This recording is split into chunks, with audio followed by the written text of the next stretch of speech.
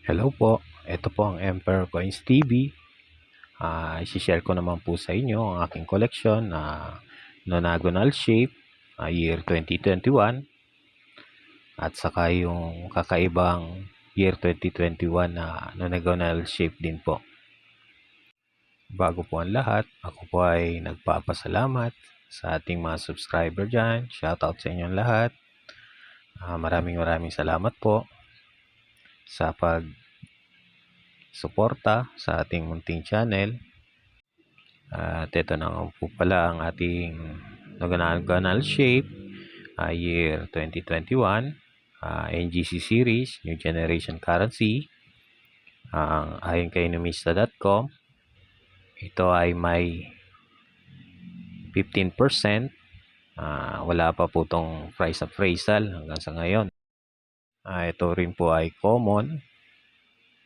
I-frost din po yung kanyang obverse o yung harapan ng coins. Ang kanyang reverse naman po ay frost din po.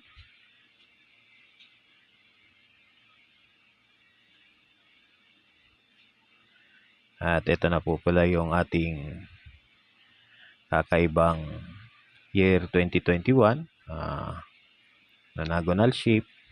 Yung kanyang reverse frost po yan. Ito po ang makikita nyo, meron po siyang ice crystal, gumagalaw yung parang kulay puti. At ang kanyang obverse naman po, yung harapan niya ay hindi po frost.